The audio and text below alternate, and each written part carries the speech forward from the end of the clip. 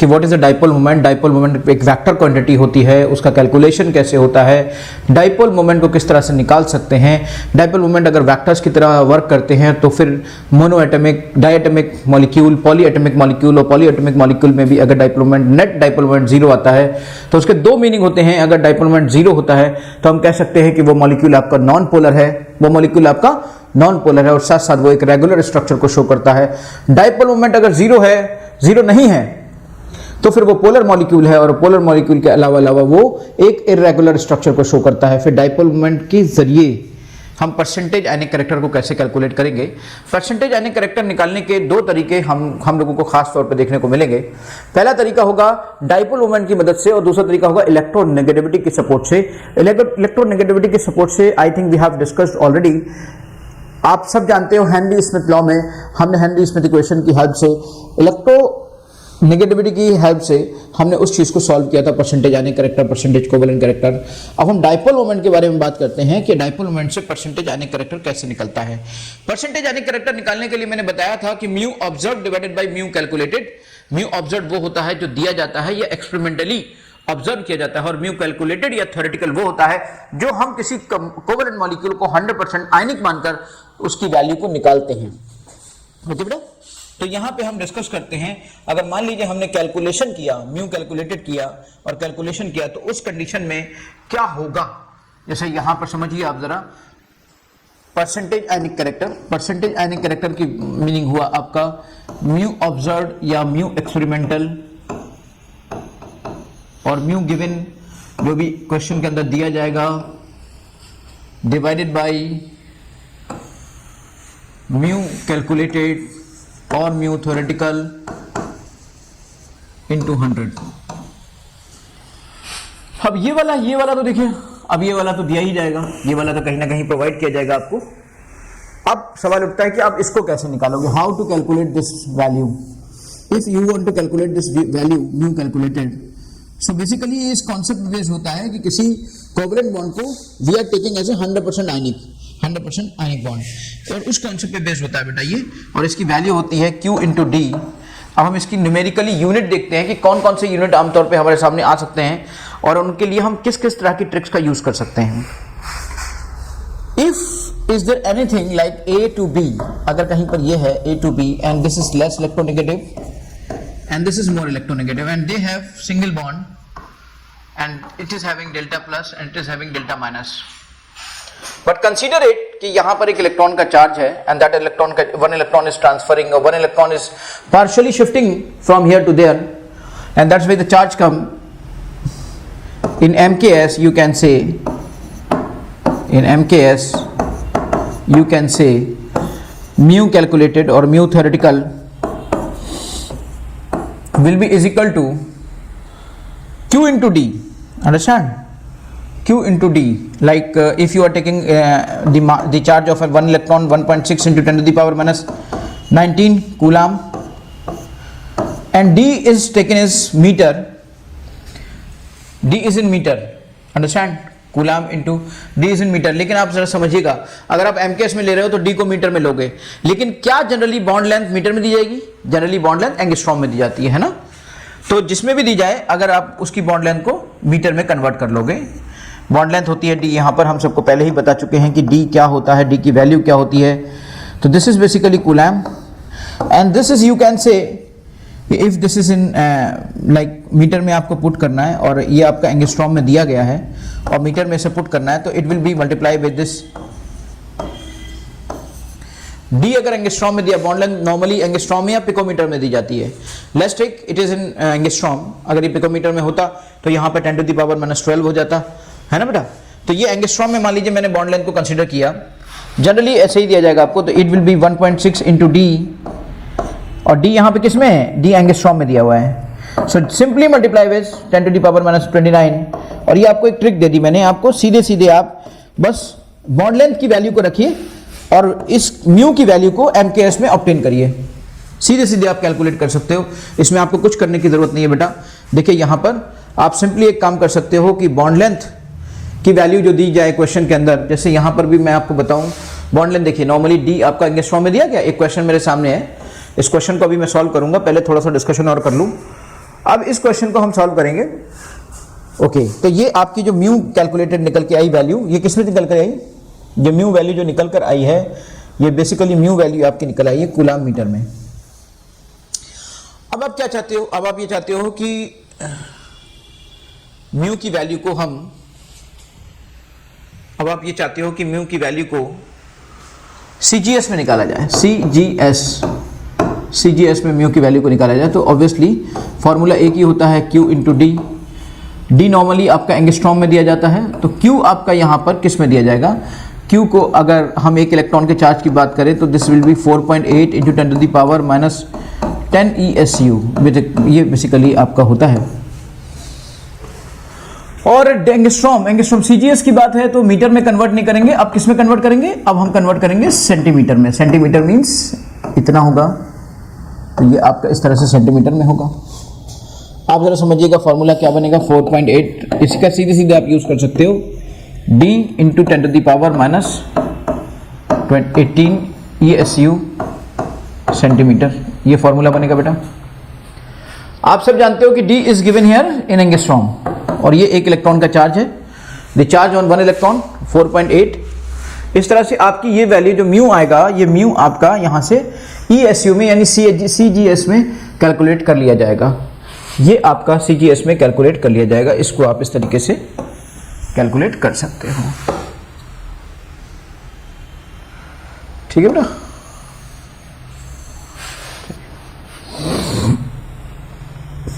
अब हम बात करते हैं एक ट्रेडिशनल यूनिट की, कि ट्रेडिशनल यूनिट क्या होती है। ट्रेडिशनल यूनिट की, कि ट्रेडिशनल यूनिट क्या होती है। देखिए, एक ट्रेडिशनल यूनिट होती है, ट्रेडिशनल यूनिट होती है, उस ट्रेडिशनल यूनिट की हम बात करते हैं, and that traditional unit is basically debye, represented by capital D, debye. होता क्या है basically, 1 debye is equal to 10 to the power minus 18 ESU centimetre होता है। 1 debye is equal to 10 to the power minus 18 ESU centimetre होता है बेटा। तो आप जरा समझिएगा, अगर 1 debye is equal to 10 to the power minus 18 ESU centimetre होता है, तो ऐसी कंडीशन में हम लोग क्या कर सकते हैं? ऐसी कंडीशन में हम जो म्यू कैलकुलेटेड है वो डिवाई में अगर हम कैलकुलेट करना चाहते हो, और ये सबसे ज्यादा यूजफुल तरीका है, ये सबसे ज्यादा यूजफुल टेक्निक है, तो सिंपली पता है क्या करें आप? D को एंगस्ट्रॉम में रख दें, सिंपली आप 4.8 से मल्टीप्लाई कर दें, आपका आंसर खुद ब खुद डिवाई में आ जाएगा। It is basically debye, this is debye, ये यूनिट है डिवाई। देखिए कितना आसान कर दिया इस क्वेश्चन को मैंने। अब हम उस क्वेश्चन की तरफ जाते हैं जो हमें दिया जाता है, और अभी एक क्वेश्चन का एग्जांपल है हमारे सामने जिसको हम डिस्कस करेंगे। सिंपली याद रखिएगा, अब मैंने एक सवाल उठा कि मैंने तीनों में क्यों बताया आपको म्यू निकालना। तीनों में मैंने इसलिए बताया बेटा क्योंकि हो ये सकता है कि जो ये म्यू ऑब्जर्व्ड है, म्यू ऑब्जर्व्ड हो सकता है आपको कूलम मीटर में दिया जाए, हो सकता है म्यू ऑब्जर्व्ड आपको ESU सेंटीमीटर में दिया जाए, हो सकता है वो डिवाई में दिया जाए। जिस तरह से म्यू ऑब्जर्व्ड हो उसी यूनिट में आप म्यू कैलकुलेटेड को सॉल्व करेंगे या निकालेंगे। रीजन क्योंकि जो परसेंटेज यानी कैरेक्टर का फॉर्मूला है वो रेशियो का है, और रेशियो में यूनिट्स को सेम रखा जाता है बेटा, दैट्स व्हाई। देखिए, तो अब सवाल उठता है कि हम अपने क्वेश्चन पे चलते हैं और देखते हैं कि क्वेश्चन में क्या था। एक बार इसको इरेज कर देते हैं।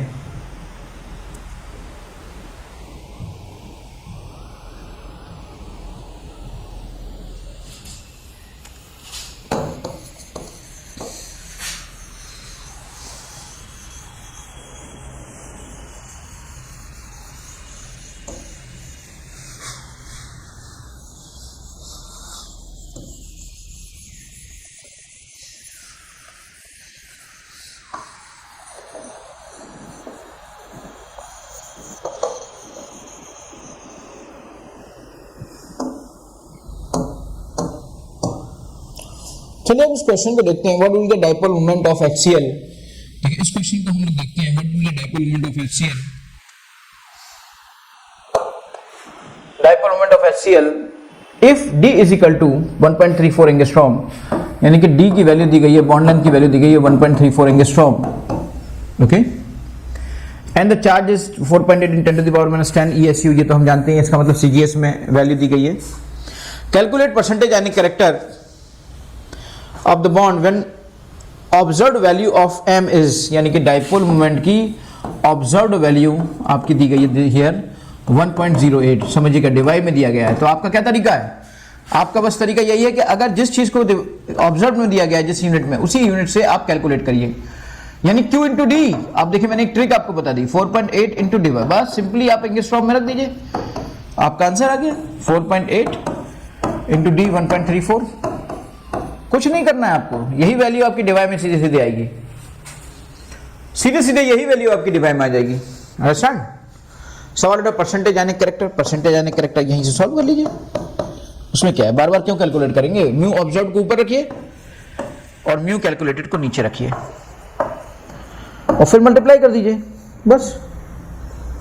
म्यू ऑब्जर्व कितना है, म्यू ऑब्जर्व है आपका 1.08, म्यू कैलकुलेटेड कितना है, म्यू कैलकुलेटेड है आपका 4.8 इंटू 1.34, बहुत ज्यादा है। इस तरीके से इंटू 100 देखिए, फिर अब आप कैलकुलेट करिएगा, अप्रोक्सीमेटली 20% के करीब आएगा, ये अप्रोक्सीमेटली आपका 5 हो जाएगा, 5 20 20%, approximately you can understand it may be 20% 18% like that, आप कैलकुलेट कर लीजिएगा। तो अब यहां से देखा आपने कि this is ionic character which is 20% approximately, exactly आप निकाल लोगे, जब आप एग्जैक्ट निकालना चाहोगे तो आयनिक कैरेक्टर देख लीजिए, यहां पर ये आ गया। ओके,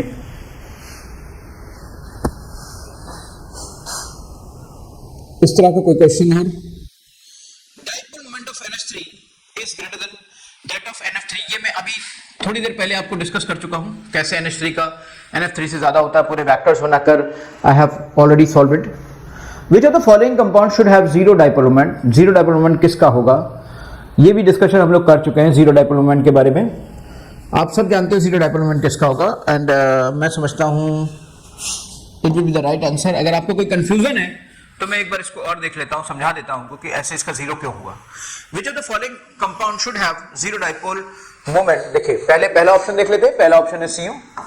ऑब्वियसली दोनों के बीच में अगर कोई इलेक्ट्रोनेगेटिविटी डिफरेंस है, इसका मतलब वहां का डेल्टा साई कुछ ना कुछ है, मींस जीरो डाइपोल मोमेंट नहीं होगा।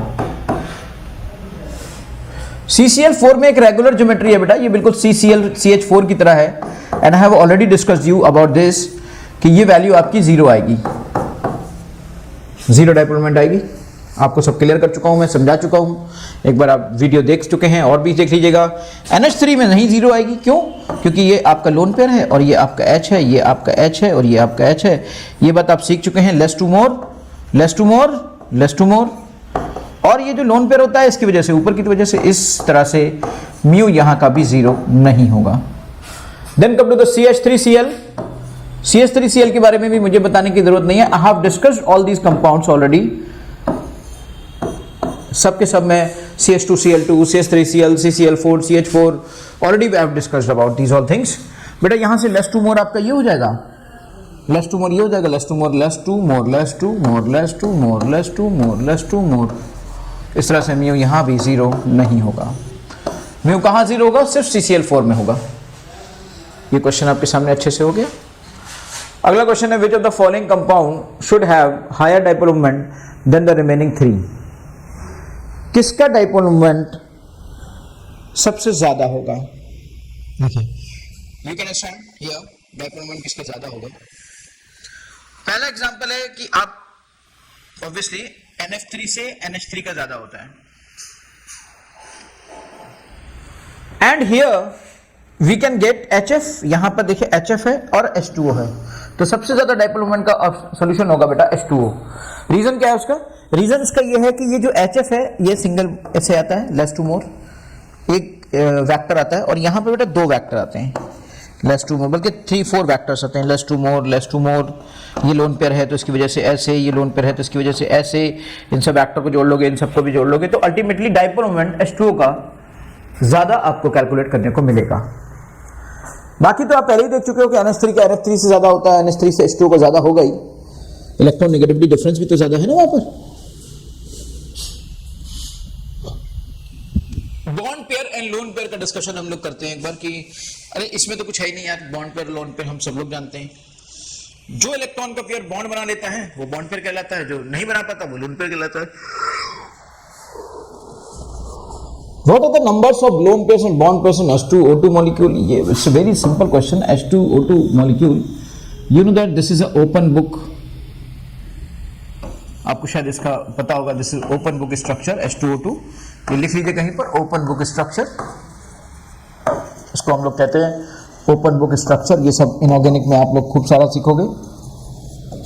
ये आपका लोन पेयर है और ये आपका लोन पेयर है. Obviously here will be lone pair, here will be lone pair. So now you can say that there are 3 bond pairs.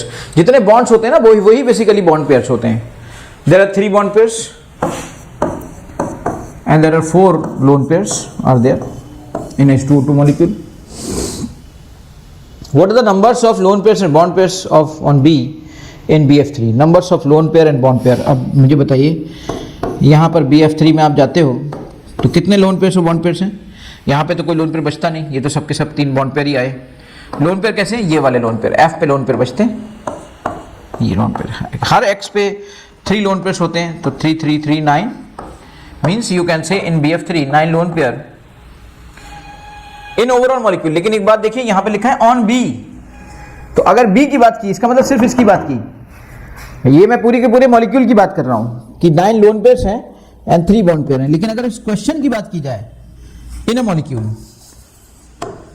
लेकिन क्वेश्चन में क्या कह रहा है? क्वेश्चन में ये नहीं कह रहा है मॉलिक्यूल के अंदर करिए, क्वेश्चन में कह रहा है बी पे बताइए कितने हैं. तो बी पे बेटा कोई लोन पेयर नहीं, 0 lone pair, no lone pair. B की बात करें तो बी नो लोन पेयर और 3 bond pair. This is B, this is overall molecule. पूरे मॉलिक्यूल की आप बात करेंगे तो ये होगा, और अगर सिर्फ आप बी की बात करेंगे तो ये होगा. ओके. कोऑर्डिनेट बॉन्ड और डेटिव बॉन्ड, एक तरह से हम देखें कोऑर्डिनेट बॉन्ड और डेटिव बॉन्ड से पहले कोवलेंट बॉन्ड की कुछ कैरेक्टरिस्टिक्स को भी देख लेते हैं. कोवलेंट बॉन्ड आपका ऑलमोस्ट फिनिश्ड हो चुका है, बहुत सारे डिस्कशन उसमें हो चुके हैं. कोवलेंट बॉन्ड में परसेंटेज आयनिक कैरेक्टर भी आपने निकाल लिया. अब हम आयनिक बॉन्ड में कोवलेंट कैरेक्टर को भी कैलकुलेट करेंगे, लेकिन पहले थोड़ा सा कोवलेंट बॉन्ड की कैरेक्टरिस्टिक्स का डिस्कशन कर लेते हैं. And then come to the coordinate bond and then come to the percentage covalent character in any compound means Fazan theory. Let's understand first of all some characteristics of covalent bond. Some characteristics of covalent bond की अगर हम बात करें तो उसकी अगर physical state की मैं बात करूं तो physical state में you can understand कि covalent bond जहां भी बनते हैं वहां पर हो सकता है वो solid भी हो सकता है वो liquid भी हो सकता है वो गैस भी हो. तो फिजिकल स्टेट का डिस्कशन यू कैन से हियर कि बहुत ज़्यादा ऐसा नहीं हो सकता कि आप ये कह दो कि कोवलेंट बॉन्ड के कंपाउंड सिर्फ सॉलिड ही मिलते हैं या सिर्फ लिक्विड ही मिलते हैं या गैसेस ही मिलती हैं. You can search anything like solid, liquid and gas in those compounds having covalent bonds. Covalent bonds इस तरह के नहीं होते. कोवलेंट बॉन्ड अगर बनाने पे आ जाए तो इतने स्ट्रॉन्ग, इतने खतरनाक सॉलिड को बना देते हैं, इतने सॉलिड को बना देते हैं जिसे हम डायमंड कहते हैं. आप सब जानते हो पूरा की पूरा कोवलेंट बॉन्ड होता है. sp3 स्ट्रक्चर होता है, sp3 हाइब्रिडाइजेशन होता है, स्ट्रक्चर होता है डायमंड का. साथ साथ आप देखिए इसका ग्रेफाइट अगर देखें तो ग्रेफाइट एक स्लिपरी मेटल होता है, सॉफ्ट होता है, ये बहुत ही हार्ड होता है, हाई बोल्टिंग पॉइंट होता है, हाई मेल्टिंग पॉइंट होता है. तो हर तरह की कंडीशन में कोवलेंट बॉन्ड मिलते हैं आपको. कोवलेंट बॉन्ड की मदद से आप क्या नहीं बना सकते हो. कोवलेंट बॉन्ड की अगर आप गैस की बात करो तो ऑक्सीजन, नाइट्रोजन, फ्लोरीन सब कुछ तो कोवलेंट बॉन्ड ही है. अगर आप लिक्विड की बात करो तो HCl, HF ये सब आपके लिक्विड है ना. सब कुछ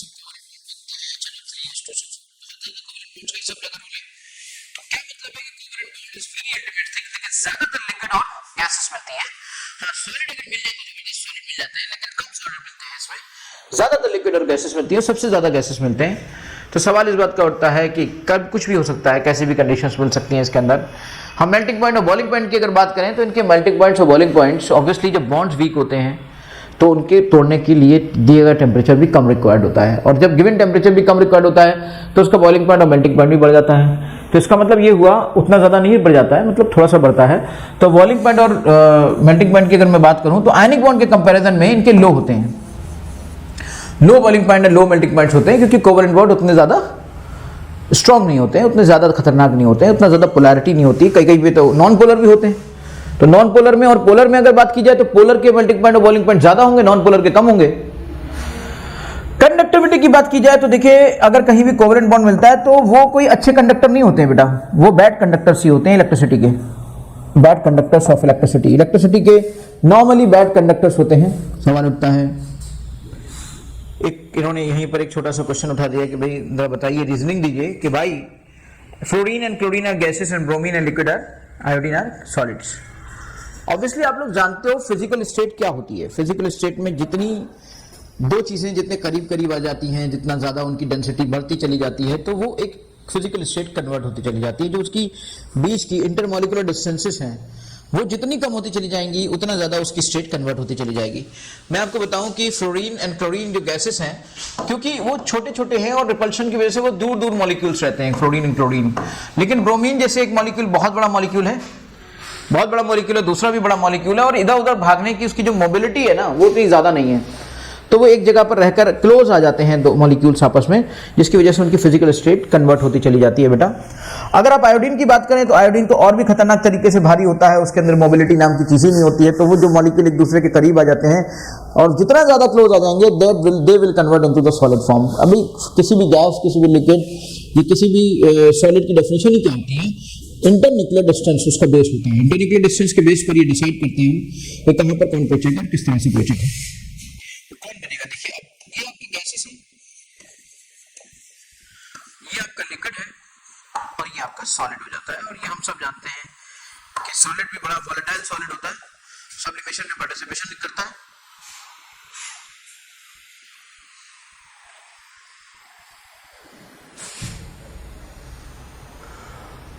CHCl3 is liquid but CHI3 is solid. Why? आप इजीली समझ सकते हो इस बात को, मुझे नहीं समझाने की जरूरत है। मैंने कहा जितना मॉलिक्यूल छोटा होगा उतनी ज्यादा उसकी एनर्जी भयंकर इधर उधर मोबिलिटी की कंडीशन ज्यादा होगी। Cl तीन लगे हुए हैं, वो अच्छे खासी मोबिलिटी की कंडीशन में आ रहे हैं, जबकि वहीं पर अगर आई लग जाए तो मोबिलिटी ही बंद हो जाएगी, यानी मॉलिक्यूल दूर दूर नहीं भाग पाएंगे। जब मॉलिक्यूल दूर दूर नहीं भाग पाएंगे, मॉलिक्यूल करीब करीब रहेंगे, और मॉलिक्यूल जितना करीब रहेंगे फिजिकल स्टेट उतनी ही टेंड करेगी सॉलिड की तरफ। जितना बहुत ज्यादा दूर चले जाए गैस होते हैं, कुछ क्लोज आ जाए तो लिक्विड होता है और बहुत क्लोज आ जाए तो सॉलिड होता है। तो यहां पर वही कंडीशन आ रही है कि इसी वजह से ये दूर दूर भागने की वजह से लिक्विड है और ये आपका CHI3 आपका सॉलिड है। CO2 is gas but SiO2 is solid. मुझे लगता है आपको फिर से वही बात आपके सामने आ गई, भाई कार्बन है, सिलिकॉन है ना।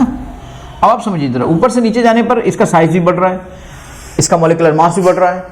जब मॉलिक्यूलर मास भी बढ़ रहा है, साइज भी बढ़ रहा है, डेंसिटी भी बढ़ रही है, यानी कि मोबिलिटी कम होती जा रही है। मोबिलिटी कम होती जा रही है तो मॉलिक्यूल मॉलिक्यूल के बीच की इंटरन्यूक्लियर डिस्टेंस कम होती चली जाएगी और फिजिकल स्टेट चेंज होती चली जाएगी। बेटा H2O is liquid, हाँ it's a very good thing. H2O is liquid, H2O is liquid and H2S is a gas। अगर आप ये वाली रीजनिंग यहाँ पे दे रहे हैं तो यहाँ वाली पे भी तो ये रीजनिंग दे सकते हैं आप, लेकिन यहाँ तो ये उल्टा हो जाता है। यानी आपको ये कहना चाहिए था ऑक्सीजन छोटा है, सल्फर बड़ा है, भारी है, तो ये से सॉलिड होना चाहिए था, इसे गैस होना चाहिए था, पर हो गया उल्टा। इसे आपका ये इसे लिक्विड होना चाहिए था, इसे गैस हो गया, लेकिन हो गया उल्टा। तो मैं आपको बताऊं उल्टा होने का रीजन यहाँ पे क्यों ऐसा हुआ वो भी आप समझिए।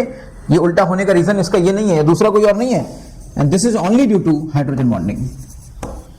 वैसे तो इसको छोटा है, इसकी मोबिलिटी ज्यादा होनी चाहिए थी, लेकिन because of this hydrogen bonding is there. Understand? NH3 can be liquefied easily but PH3 is not. आप भी समझ सकते हो NH3 के अंदर पोलैरिटी होती है, NH3 के अंदर पोलैरिटी होती है, तो पोलैरिटी होती है तो ऑब्वियसली उनके मॉलिक्यूल्स, और कहीं ना कहीं अगर आप एक जगह पे रखोगे तो NH3 के अंदर हाइड्रोजन बॉन्डिंग भी क्रिएट हो सकती है, क्योंकि नाइट्रोजन में हाइड्रोजन बॉन्डिंग भी डेवलप की जा सकती है। अगर हाइड्रोजन बॉन्डिंग डेवलप की जा सकती है तो इंटरमॉलिक्यूलर डिस्टेंसेस को कम किया जा सकता है, क्योंकि मॉलिक्यूल मॉलिक्यूल को दूसरे को इंटरेक्ट कर लेगा। तो ड्यू टू हाइड्रोजन बॉन्डिंग इसको हम लिक्विफाई कर सकते हैं। लिक्विफाई करने का मतलब ही क्या है? लिक्विफाई करने का मतलब है दो मॉलिक्यूल को गैस के कंपैरिजन में और ज्यादा करीब ला सकते हैं, क्योंकि मॉलिक्यूल जितने ज्यादा करीब आते जाएंगे उनकी फिजिकल स्टेट चेंज होती चली जाएगी। और फिजिकल मॉलिक्यूल को करीब में रखने के लिए आखिर कोई तो दो चीजें या कोई तो ऐसा फोर्स होना चाहिए जो उन दो मॉलिक्यूल्स को करीब में जोड़ पाए। वो फोर्स यहाँ पे वर्क कर रहा है हाइड्रोजन बॉन्डिंग का। हाइड्रोजन बॉन्डिंग की वजह से NH3 को इजीली लिक्विफाई किया जा सकता है, लेकिन PH3 में वो बात नहीं होती है, वो हाइड्रोजन बॉन्डिंग पॉसिबल नहीं है, वो पोलैरिटी नहीं है जिससे हाइड्रोजन बॉन्डिंग डेवलप हो पाए। इस वजह से इसको गैस के फॉर्म में ही रखते हैं। ओके बेटा।